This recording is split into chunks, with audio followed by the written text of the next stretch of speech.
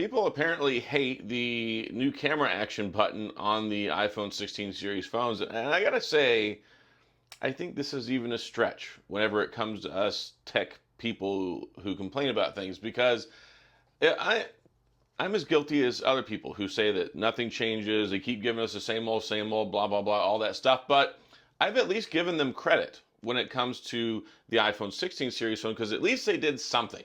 Like, at least they gave us something. And not only is it for the pros, it's for all of them. So I'm happy about that. I think that's cool. I don't think it's useless, but I'm seeing a lot of stuff on Twitter or X, whatever you want to call it. It's useless. It's in the wrong place. It doesn't work very well. It's janky. It's not smooth. It's not convenient to use.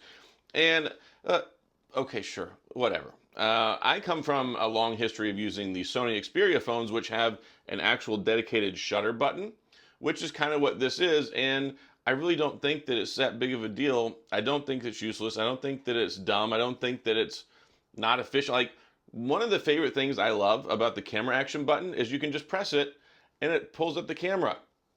So easy. Like, you press it, it pulls up the camera. A lot of times in life, I want to get, like, there's a shot that I want to get. I want to take a picture, but instead, you don't have a camera action button. You have to unlock the phone or you have to unlock the screen, press the button there to get the camera to pull up. By the time you do, the shot you wanted to take is gone. So it's so much nicer when all you have to do is just bam, press the camera action button. It's so neat. It's so easy. Like, is it the best in the world whenever it comes to, zooming in and stuff? It's okay. I mean, I'm not doing a whole lot of the zooming in stuff whenever I'm taking photos anyway. Or if I am, it's a still photography moment where time is not really of the essence. You can just take the shot. So it's interesting seeing how many people are complaining about it. And I complain about stuff, right? I complain there's no 60 hertz. It's interesting to me because you get a lot of the same people who say, oh, no, people don't care about 60 hertz. They don't need that. But then they get the new camera action thing and they're like, no, it's stupid. People don't need that. It sucks. It's like, make up your mind. Like, what do people need and not need? So I am glad that Apple put it in there. I think that it is useful. And if nothing else, for what I just pointed out, that it's so nice and convenient, you can just open up the app, you can go ahead and take a shot, and you're good to go. And I think that's what a lot of people want in a smartphone. It's not so much that they want to be able to sit there and go, oh, let me dial this in and get this DSLR quality shot. They want to get the shot they want, when they need it, as quick as possible, and as accurate as possible.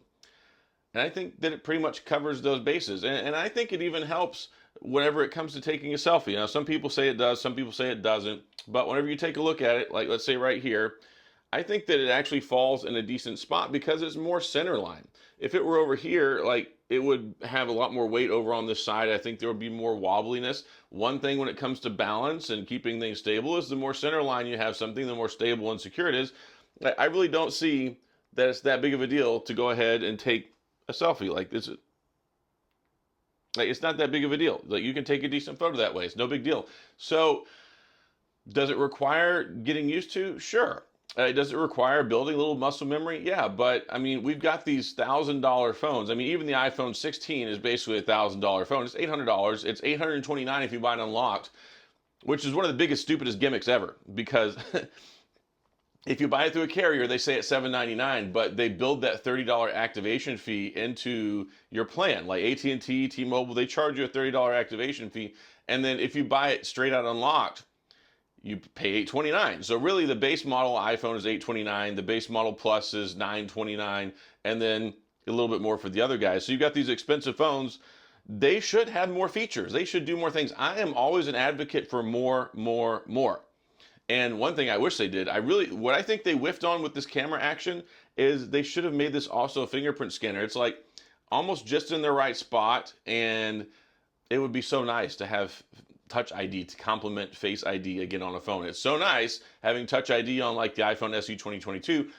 It would be so nice to have it on this phone. I think that would go a long way. I think people would really like that. Maybe somehow with the next generation they can do that. They'll listen to some feedback or whatever. But in a world where we're getting less and less updates and features and cool new things with our phones, at least they did something. Like, it still got slow charging. It still got no always on display for the regular iPhone 16 and 16 Plus. It still has 60 hertz refresh screen. It still has two cameras on two of the phones that cost $800-900. But hey, we got the camera action, and I think it's just fine. I mean, my wife, she likes it too. I showed my kids; they think it's pretty cool. So I don't know that necessarily what like tech people ranting on the internet is. I don't know how closely related that is to people's feelings in real life, but I think by and large, my guess would be that normal consumers that buy one of these would be happy that it's there. And again, you don't have to use it. And that's the other argument. There's so many people who are like, oh, if you don't like something, quit complaining about it. You don't have to use it. And it's funny because it reminds me of like this MKBHD thing last week where he launched this co-op app that he's doing for these high quality backgrounds with panels. And the app is terrible. It tracks like your every stinking move. It has tons of ads. And they want like $12.99 a month for a subscription for high resolution wallpapers. Or if you want, you can pay $50 for like an annual subscription. You can get different streaming services for cheaper than that. So that's absurd. But then there's so many people who are like, oh, well, if you don't like it, then maybe it's just not for you. You shouldn't put it down. I'm like, no, objectively, it sucks. Like, objectively, the ads are terrible. The permissions are terrible, especially coming from someone who's always been an advocate for, like, not having all this, like, security and permission stuff. And then to make something that's so obvious a cash grab, it's like, yeah, okay, I think it's fair to criticize it. I don't think it's fair to call somebody's character into question. There's a lot of people like, oh, this undoes all these years of all the good positive things. No, MKBHD has done a lot of good things. I think he's a pretty good person. I mean, I've only met him like once, but from what I've seen and his reputation in the community, he's not a bad guy. And that's one of those things with the internet now. Everything has to be like good or evil. You have to destroy or cancel somebody because you don't like something, and that's just stupid. So the app itself, I think, is dumb. I think it is. I think that it's a ripoff, but I don't think that makes somebody a bad person. But it is very obviously a cash grab. So it's funny because I saw so many people that are like, no, don't say anything bad about it. If you don't like it, then you don't have to use it. Well, it's the same thing with the camera action button. Like, it's there. If you don't like it, you don't have to use it. If you want to use it, go for it. And then we complain about the same old, same old, same old all the time. But then we finally get something new, and then everybody chews it to pieces.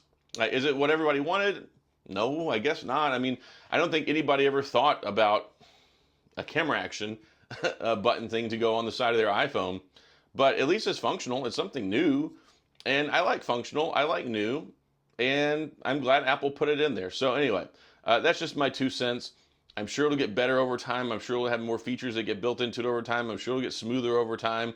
But let me know what your thoughts are. Do you think it's cool? Do you think it's stupid? Do you think it's unnecessary? Are you glad they put it regardless of the fact that you don't care about it?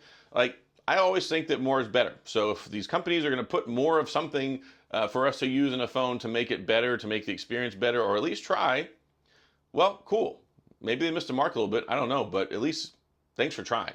So that's all I've got. If you have any questions, comments, concerns, gripes, complaints, whatevers, go to the comment section. I'll do my best to get back with you. If you enjoyed the video, please hit the like and the subscribe button and the little notification bell if you want updates when new videos come out. And as always, thanks for being here. I appreciate you watching, and I'll see you guys next time.